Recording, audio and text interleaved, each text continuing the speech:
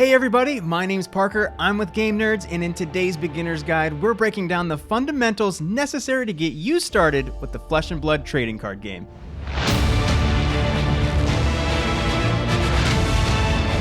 In Flesh and Blood, two players each take on the role of a fantasy-based hero in a fight to the death. Your hero is from the world of Wraith, a fictional land riddled with political strife, factional rivalry, and even dark arts.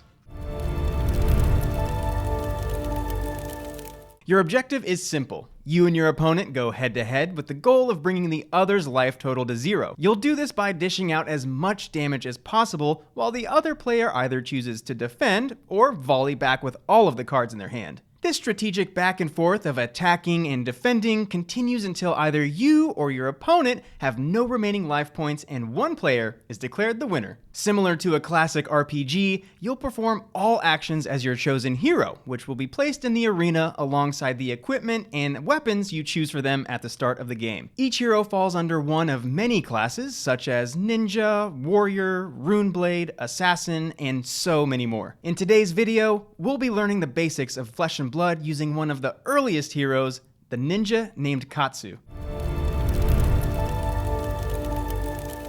All hero abilities are located in the central text box. Their starting life total is in the bottom right, and their intellect is located in the bottom left. The intellect informs you how many cards you're required to draw up to at the end of your turn, but there is no maximum hand size in Flesh and Blood. Lastly, at the bottom, we see that Katsu falls into the ninja class. As well, this is where we'll see either young or adult, which will determine what format they're legal in. In Flesh and Blood, there are two main formats: Blitz and Classic Constructed. Blitz will utilize the young version of a hero, which will have a lower starting life total than their adult counterpart, and will utilize a maximum deck size of 40 cards. For the Blitz format, you're allowed up to 2 copies of the same name and same pitch color per deck. For today's beginner's guide, let's stick with the Blitz format and start by understanding how to gain resources by pitching. In Flesh and Blood, every card has multiple uses, such as attacking, defending, or even generating resources. The cost of a card is indicated in the top right and will require at least that many resources to play it. To gain those resources, you must place a card from your hand into the pitch zone. The strips at the top of a card are color coordinated, which will allow you to recognize your pitch at a quick glance. For example, red strips will give you 1 resource, yellow strips will give you 2 resources, and blue strips will give you 3 resources. Keep in mind that you can only place cards in your pitch zone if the action you're taking requires resources. Also, any remaining resources at the end of your turn will be lost because they do not carry over. Your deck may be composed of any mix of attack actions, non-attack actions, attack reactions, defense reactions, and instants. Each of these cards can be identified by observing the lower center text bar. The remaining anatomy of the cards looks like this. The cost to play the card is located in the top right. The amount of resources gained when the card is pitched is located in the top left. The attack value is located in the bottom left. The defense value is located in the bottom right. And the center text box details the effects of the card when it's played. Not all cards contain these attributes, so let's take a deep dive into the different types of cards and their uses. Attack action cards are identifiable by the yellow spearhead symbol in the bottom left corner. As well, the bottom center will say Action Attack. Now is a good time to mention that playing any action card will consume your action point, resulting in the end of your turn. Thankfully, there are a ton of cards that either refresh your action point or provide you a new action point altogether. Many cards will have the text Go Again, which will replenish the action point that was used to play the card and allow you to carry out further actions on your turn. Some cards may grant Go Again just by playing them, such as Head Jab. Others may require a certain condition to be met in order to receive Go Again, such as Scar for a Scar, which checks to see if you have less life than your opponent. Non-attack action cards are similar to attack action cards in almost every way, except,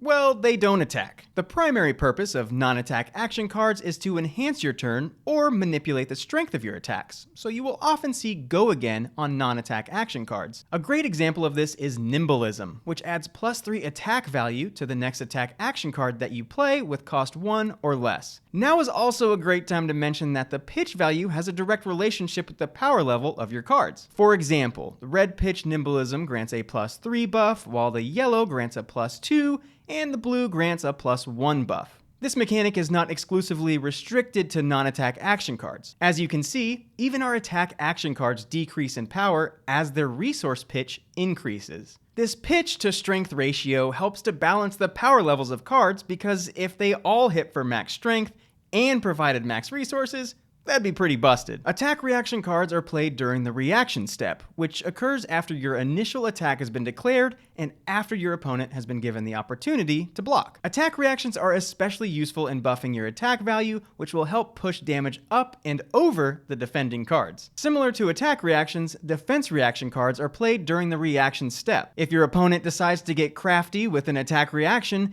your defense reactions can be played to provide more stopping power. We'll cover more about attack reactions and defense reactions during our example gameplay later in the video. Instant cards allow you to do things without consuming your action point and can even be played during your opponent's turn. Instant cards are known for gaining life, preventing damage, or even returning cards back to your deck.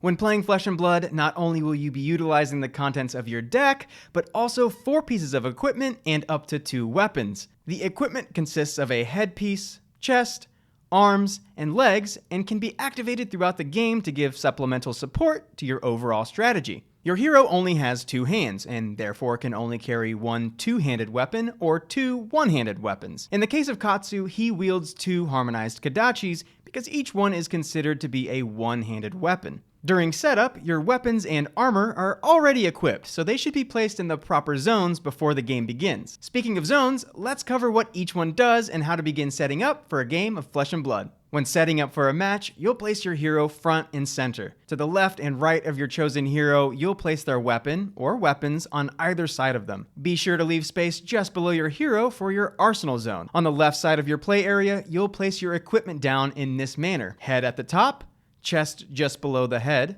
arms to the right of the chest, and legs below the chest. To the right side of the play area, you'll place your deck in the center, leaving room above the deck for your graveyard and room below your deck for the banish zone. To the left of your deck, you'll want ample space for your pitch zone. Once you and your opponent have chosen a hero, shuffle your deck and then roll some dice. Whoever gets the higher number will choose who attacks first. But first, you'll need cards in your hand, so each player draws cards up to their hero's intellect. Now, it's time to battle. To begin combat, you may attack the defending hero by playing an attack action or by swinging your weapon. In our example, let's attack with Surging Strike, which will attack for 3, but first we need to pitch at least 2 resources to pay for it. Let's pay with the blue pitch card, which will leave 1 resource available for later in the turn. Since we've threatened to deal damage to our opponent, it's now their turn to defend themselves. The defending hero may block the attack with as many cards from their hand or equipment as they wish. Since we're only attacking for 3, they place a card with 3 defense in front of it. Once the defending hero is satisfied with their block, the attacking hero regains priority and moves to the reaction phase. During the reaction phase, the turn player may play an attack reaction, which can buff their attack. In our example, let's play Lunging Press, which adds +1 attack value, bringing our total attack value to 4. The defending hero may also take advantage of the reaction phase by playing defense reaction cards, which add extra stopping power to your block. Since they don't have any defense reactions at this time, they pass priority back to us. Because we have no further attack reactions, we can now move to the damage resolution step. Our attack swings for 4,